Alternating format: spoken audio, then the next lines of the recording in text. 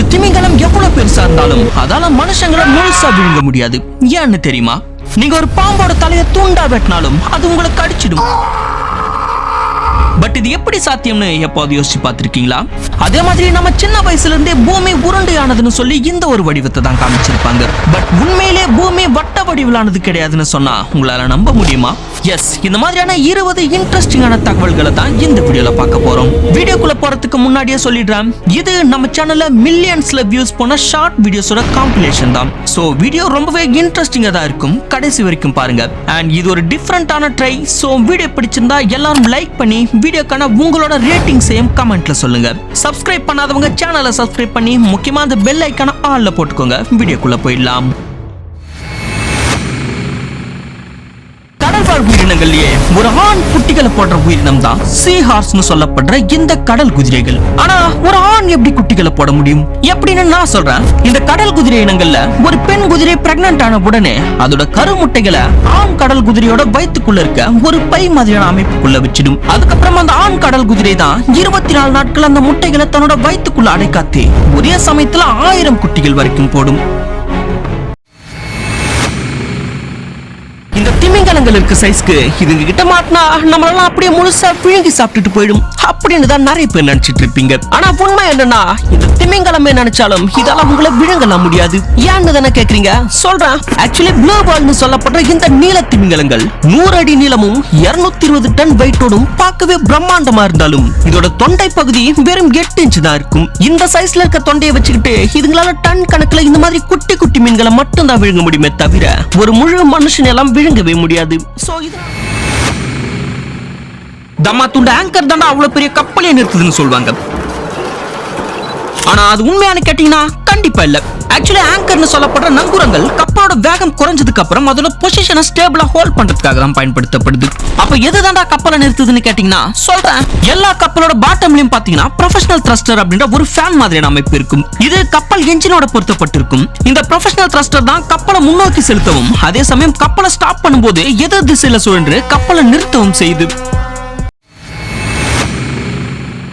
இந்த மக்கள் குழியில ஊத்துறது தண்ணீர் கிடையாது, மொத்தமே பியூர் பெட்ரோல்னு சொன்னா உங்களால நம்ப முடியுமா?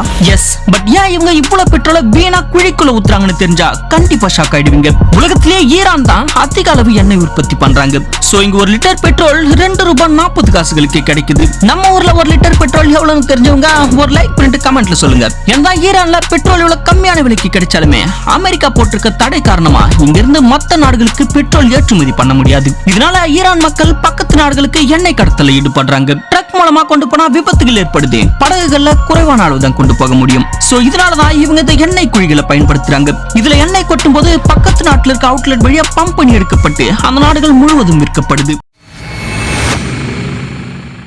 சப்போஸ் ஒரு கரடி உங்களை அட்டாக் பண்ண வருதுன்னு வச்சுக்கோங்க. அதுகிட்ட இந்த ஓடிய தப்பிச்சிடலாம்னு நினைச்சீங்கன்னா கண்டிப்பா முடியாது. அது உங்களை படுக்க போட்டு முதுகுல பல்லாங்குழி ஆடிட்டு போயிடும். மரத்துல ஏறி தப்பிக்கலாம்னு பாத்தீங்கன்னா அது உங்க பின்னாடியே ஏறி வரும். இல்ல ஒரு வில்ல எடுத்து குறி பார்த்து கரடியோட நெத்தியில அடிச்சு காலி பண்ணிடலாம்னு நினைச்சீங்கன்னா அந்த அளவுக்கு திறமை நம்ம கிட்ட இருக்காது. நம்ம வைக்கிற எய்ம்க்கு கரடியை நம்மள காரி துப்பிட்டு போயிடும். அப்போ வேற எப்படிதான் கரடி கிட்ட இருந்து தப்பிக்கிறதுன்னு கேட்டீங்கன்னா சொல்றேன்.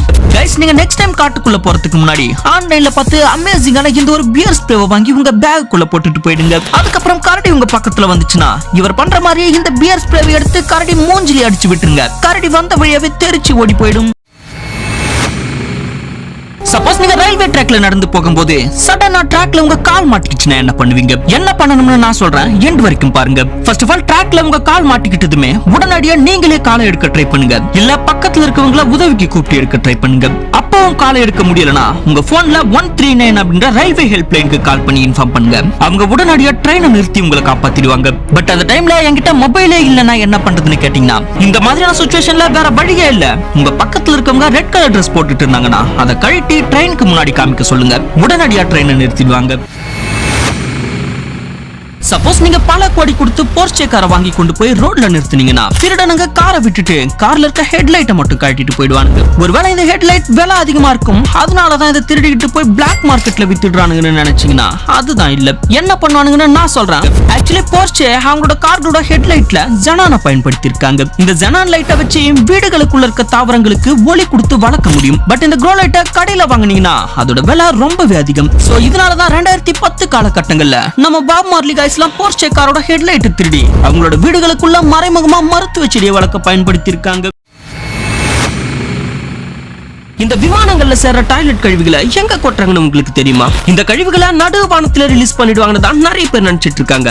பட் உண்மை என்னன்னு நான் சொல்றேன். ஆக்சுவலி ஃளைட்ல சேர்ற கழிவுகளை ஃளைட்ல இருக்கக்கூடிய ஒரு சீல் பண்ணப்பட்ட டேங்க்ல சேகரிக்கிறாங்க. இந்த டேங்க்ல இருந்து எந்த விதமான லிக்விடும் ஸ்மெல்லும் கூட வெளியில வராது. பிறகு ஃளைட் லேண்ட் ஆனதுக்கு அப்புறம் இந்த டேங்க்ல இருக்கக்கூடிய கழிவுகளை ஒரு பைப் மூலமா உறிஞ்சி எடுப்பாங்க. பின் இந்த கழிவுகள் ஏர்போர்ட்குள்ள இருக்க ஒரு ப்ராசஸிங் ஃபெசிலிட்டிக்கு அனுப்பப்பட்டு அங்க பல கட்டங்களாக சுத்திகரிக்கப்பட்டு சுற்றுச்சூழலுக்கு பாதிப்பு ஏற்படுத்தாத கழிவுகளா மாற்றப்பட்டு பிறகுதான் டிஸ்போஸ் செய்யப்படுது.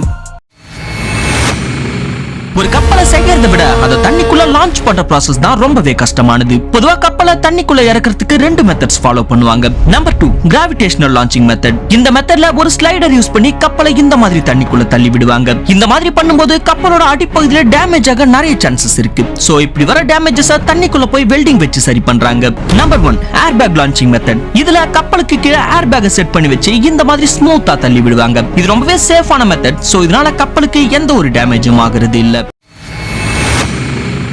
இந்த சுறா மீன் கடிச்சு சாப்பிட்டுட்டு இருக்குல்ல, அது பார்க்க ஒரு எரிமலையில இருந்து வர மாதிரி தெரியலாம். ஆனா இது அதை விட ஆபத்தான ஒண்ணுங்க. என்னன்னு தெரியல. இந்த சுறா மீன் சாப்பிட்டுக்கிட்டு இருக்கிறது ஒரு இறந்து போன திமிங்கலத்தோட உடல். இது என்ன அவ்வளவு ஆபத்தானதான்னு கேட்டீங்கன்னா ஆமாங்க. ஒரு இறந்து போன திமிங்கலத்தோட உடல்ல அதிகப்படியான கார்பன் டை ஆக்சைடு மீத்தேன் கேஸும் ஃபார்ம் ஆகி அதோட உடல் டபுள் மடங்கு பெருசாகிடும். சப்போஸ் அதோட உடலை சின்னதா கட் பண்ணீங்கன்னா கூட அது இந்த மாதிரி வெடிச்சு சிதறிடும். அதை கடிச்சு சாப்பிடுற மீன்கள் இந்த மாதிரி இறந்தே போயிடும். நீங்க ஒரு பாம்போட தலைய துண்டா வெட்டினாலும் அது உங்களை கடிச்சிடும். பட் இது எப்படி சாத்தியம்னு எப்போது யோசிச்சு பார்த்திருக்கீங்களா? எப்படின்னு சொல்றேன், ஒரு லைக் மட்டும் பண்ணிடுங்க. ஆக்சுவலி தலை துண்டிக்கப்பட்டு இறந்த நிலையில இருக்க பாம்போட தலையில இருக்க நரம்பு செல்கள் பல நிமிஷங்களுக்கு செயல்பாட்டுல தான் இருக்கும். சோ அந்த சமயத்துல அதுங்களுக்கு கண்ணு தெரியாது. பட் எந்த உயிரினம் கிட்ட போனாலும் அதை உணர்ந்து கடிச்சிடும். சோ இதனாலதான் சொல்றேன். இதுதான் அமெரிக்க ராணுவம் கண்டுபிடிச்ச வெடி மருந்தே இல்லாத வெடிகுண்டு. பார்க்க சின்ன பொம்மை மாதிரி இருக்க இது பல பேரோட உயிரை எடுத்திருக்கு. வேர்ல்ட் வார் 2 நடந்துகிட்டு இருந்தப்ப எங்கெல்லாம் எதிரி நாட்டு சோல்ஜர்ஸ் அதிகமா இருந்தாங்களோ அங்கெல்லாம் அமெரிக்க ராணுவம் இத ஃளைட்ல கொண்டு போய் இப்படி கொட்டி விட்டுடுவாங்க. இது பார்க்க புல்லட் மாதிரி இருந்தாலும் இதுக்குள்ள வெடி மருந்து இல்லாம இருக்காது. ஃபுல் அண்ட் ஃபுல் இரும்பாலிய செஞ்சிருந்தாங்க. வெடி மருந்தே இல்லனா எப்படி வெடிக்கும்னு தானே யோசிக்கிறீங்க? சொல்றேன். ஆக்சுவலி என்னதான் வெடி மருந்தே இல்லனாலும் இந்த மெட்டல் புல்லட் வானத்துல இருந்து விழும்போது இதோட வெயிட் காரணமா ஒரு ரியல் புல்லட்டோட ஃபோர்ஸ்ல வந்து கீழே இருக்கவங்க ஹெல்மெட்டை போட்டு இருந்தாலும் அதை தொலைச்சிக்கிட்டு உள்ள போய் அவங்களை காலி பண்ணிடும். பெரிய பெரிய வெடிகுண்டுகள் கூட செய்யாத வேலையை இது சத்தமே இல்லாம செஞ்சு முடிச்சது. அதனாலேயே இதுக்கு லேசி டாக் பாம் அப்படின்ற பேரு வந்திருக்கு.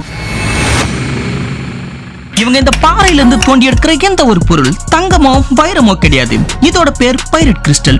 பட் இதுக்கு முட்டாள்களின் தங்கம் அப்படின்னு இன்னொரு பேரும் இருக்கு. ஏன் இந்த வினோதமான பேர்னு தானே கேக்குறீங்க? சொல்றேன். ஆக்சுவலி இந்த பைரட் கிறிஸ்டல் இயற்கையாகவே பர்ஃபெக்டான கியூப் ஷேப்ல கிடைக்குது. அண்ட் இது பார்க்க பல தங்கம் மாதிரி ஜொலிக்கிறதால பழங்காலங்கள்ல நிறைய பேர் இத தங்கம்னு நினைச்சு வாங்கி ஏமாந்து போயிருக்காங்க. சோ இந்த ஒரு காரணத்தால தான் இதுக்கு முட்டாள்களின் தங்கம் அப்படின்ற பேரும் வந்திருக்கு. நீங்க எவ்வளவு பணம் கொடுத்தாலும் சரி இந்த டூனா ஃபிஷ் மட்டும் உங்களால உயிரோட வாங்கவே முடியாது. அது ஏன்னு சொல்றேன். இந்த டூனா ஃபிஷ்னு சொல்லப்பட்ட சூறை மீன் கடல்ல நீந்திக்கிட்டே இருந்தா மட்டும் தான் இதுங்களால சுவாசிக்கவே முடியும். சப்போஸ் கொஞ்ச நேரமா அதுக்கு நீந்துறதை நிறுத்திடுச்சுன்னா தன்னாலேயே அதுக்கு சுவாசிக்க முடியாம இறந்தே போயிடும். சோ இந்த ஒரு காரணத்தால தான் டூனா ஃபிஷ் மட்டும் உயிரோட பிடிச்சாலும் அதை உயிரோட கரைக்கு கொண்டு வர முடியறது இல்ல. சோ இந்த மாதிரி ஃப்ரீஸ் பண்ணி கொண்டு வந்து தான் எல்லா நாட்டுக்கும் எக்ஸ்போர்ட் பண்றாங்க. ஒரு மோட்டோ ஜிபி ரைடர் ரேஸ்க்கு முன்னாடி இந்த மாதிரி பண்றத நிறைய பேர் பார்த்திருப்பீங்க. இவங்க ஏதோ பின்னாடி அரிக்குதுன்னு தான் இப்படி ஹாப் போட பண்ணிட்டு இருக்காங்கன்னு நினைச்சீங்கன்னா அதுதான் இல்ல. எதனால இப்படி பண்றாங்கன்னு நான் சொல்றேன். ஆக்சுவலி மோட்டோ ஜிபி ரைடர்ஸ் எப்பெல்லாம் புது சூட் போடுறாங்களோ அப்பெல்லாம் இப்படிதான் பண்ணுவாங்க. பிகாஸ் புது லெதர் சூட் ரொம்பவே ஸ்மூத்தா இருக்கும். அதை அப்படியே போட்டுக்கிட்டு ரேஸ்க்கு போனா ஹை ஸ்பீட்ல பிரேக் பிடிக்கும் போது சூட்க்கும் சீட்க்கும் இப்படியே ஃபிரிக்ஷன் இல்லாம ஸ்லிப் ஆகி கீழே விழுந்து பெரிய ஆக்சிடென்ட் ஏற்படுறதுக்கும் வாய்ப்பு இருக்கு. சோ இதனாலதான் ரைடர்ஸ் புது சூட் போடும்போது இந்த மாதிரி நல்லா ரப் பண்றாங்க. ஆர்மில சேர்றவங்களுக்கு நிறைய பிசிக்கல் டெஸ்ட் எடுப்பாங்க.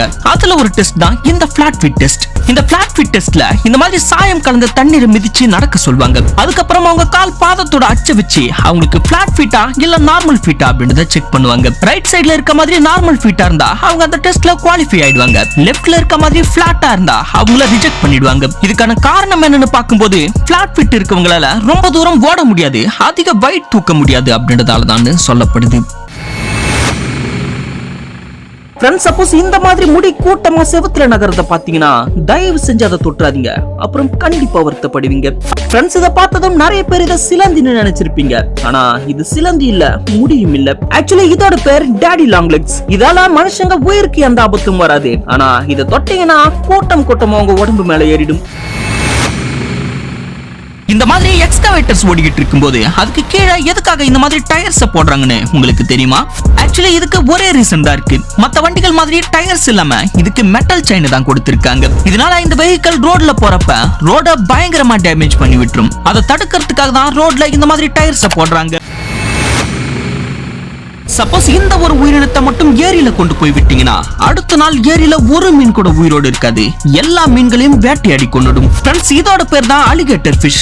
8 இருந்து 10 அடி நீளம் வரைக்கும் வளரக்கூடிய இது ஒரு பயங்கரமான பிரெடேட்டர் இனத்தை சார்ந்தது. சப்போஸ் இதை கொண்டு போய் ஏரியிலயோ இல்ல ஆத்துலயோ விட்டீங்கன்னா அங்க இருக்க எல்லா நாட்டு மீன்களையும் வேட்டையாடி கொண்டுடும். இதை எதிர்க்க ஒரு மீன் கூட அங்க இருக்காது. இதனாலதான் இந்த மீனை வளர்க்கறவங்க கூட யாருக்காவது வித்துடுவாங்க இல்ல அவங்களே கொன்னுடுவாங்களே தவிர இதை கொண்டு போய் எந்த நீர்நிலைகளையும் விட மாட்டாங்க. நம்ம சின்ன வயசுல இருந்தே பூமி உருண்டையானதுன்னு சொல்லி இந்த ஒரு வடிவத்தை தான் காமிச்சிருப்பாங்க. பட் உண்மையிலேயே பூமி வட்ட வடிவிலானது கிடையாதுங்க. பூமியோட ஆக்சுவல் ஷேப் என்னன்னு நான் காமிக்கிறேன். எப்படியோ பாதி பேர் சப்ஸ்கிரைப் பண்ணிருக்க மாட்டீங்க, பரவாயில்ல, அட்லீஸ்ட் ஒரு லைக் மட்டும் அது பண்ணி விடுங்க. நம்ம பூமியோட ஆக்சுவல் ஷேப் இப்படி தாங்க இருக்கும். பர்ஃபெக்ட்டான உருண்டையா இல்லாம பார்க்கவே ஒரு மாதிரி மேடு பள்ளமா பாட்டி சுட்ட போண்டா மாதிரி தான் இருக்கும். இத ஜியாய்ட் ஷேப்னு சொல்வாங்க. ஓகே கைஸ், இந்த வீடியோ எல்லாருக்கும் பிடிச்சிருக்கும்னு நம்புறேன். அப்படி பிடிச்சிருந்தா கமெண்ட்ல சொல்லுங்க. இதே மாதிரி இன்னொரு வீடியோ வேணும்னாலும் கமெண்ட்ல சொல்லுங்க. வழக்கம் போல பார்ட் 2 அப்படின்னு கமெண்ட் பண்ணுங்க. நல்ல ரெஸ்பான்ஸ் கிடைச்சதுன்னா அடுத்த வீடியோவும் கண்டிப்பா போடுறேன். சோ லைக் பண்ணுங்க, கமெண்ட் பண்ணுங்க, முக்கியமா சேனலை சப்ஸ்கிரைப் பண்ணி அந்த பெல் ஐகானை ஆல்ல போட்டுக்கோங்க. அடுத்த வீடியோல பார்க்கலாம்.